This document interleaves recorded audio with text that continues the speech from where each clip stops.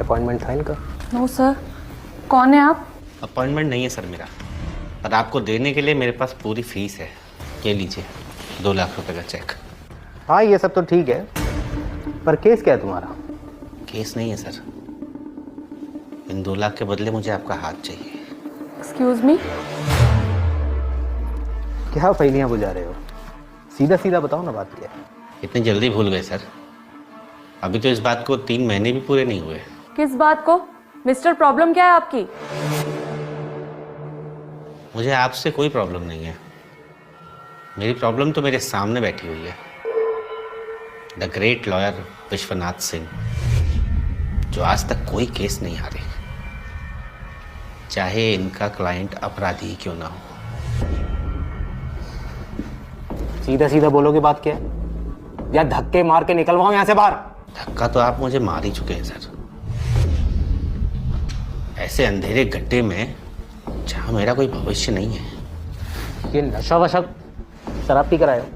नशा करके आए हो क्या तुम?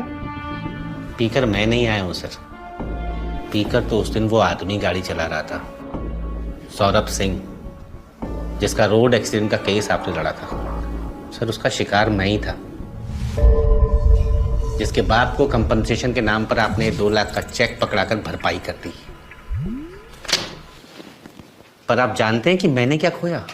जिस रात ये एक्सीडेंट हुआ था ना सर, उसके अगले दिन मेरा सिविल का एग्जाम था। बहुत मेहनत की थी सर, निकाल लेता तो अपने घर परिवार को बहुत दुखों से बाहर निकाल लेता। मेरे पिताजी के सपने पूरे हो जाते, मेरे सपने पूरे हो जाते, पर उस अमीर ज़्यादे के नशे के जोश में ना सर, मेरा पूरा भविष्य खराब हो गया। लेकिन जितना बड़ा गुनहगार वो था ना सर, उससे बड़े गुनहगार आप हो, क्योंकि आप जैसे वकील ही ऐसे अपराधियों को बाइज्जत बरी करवा देते हैं। आपने मेडिकल रिपोर्ट बदलवा दी सर, और ये साबित कर दिया कि उसने उस रात नशा किया ही नहीं था। वहां मैं अस्पताल में जिंदगी और मौत से जूझ रहा था सर, और यहाँ आप मेरे पिताजी पर दबाव बना रहे थे कि दूसरी पार्टी अमीर है, रसूखदार है, ले देकर रफा दफा कर लो। और जब मेरे बूढ़े पिताजी नहीं माने तो आपने अपने कानूनी दांव पे चलाकर उसे बाइज्जत बरी करवा लिया और हमारे हाथ में पकड़ा दिया ये 2 लाख का चेक।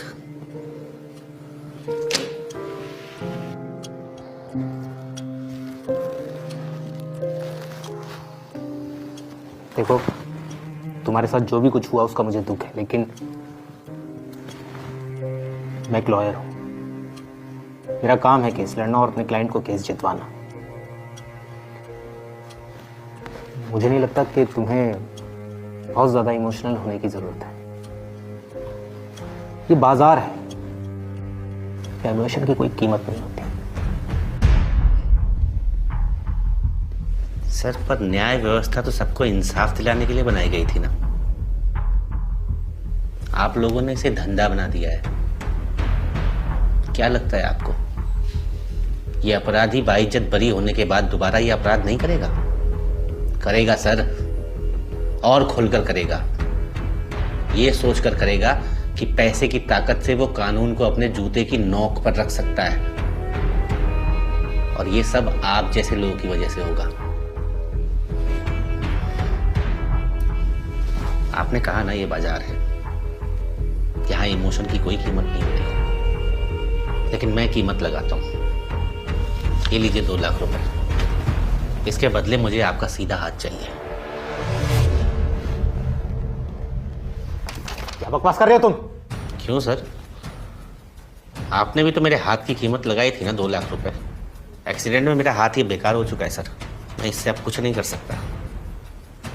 आपने तो मुझसे मेरा पढ़ने लिखने का हक भी छीन लिया।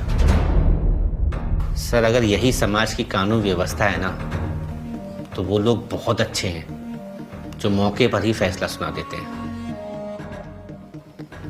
बताइए, देंगे इन 2 लाख के बदले अपना हाथ मुझे? और अगर नहीं ना सर, तो आपकी हिम्मत कैसे हुई मेरे हाथ की कीमत लगाने की?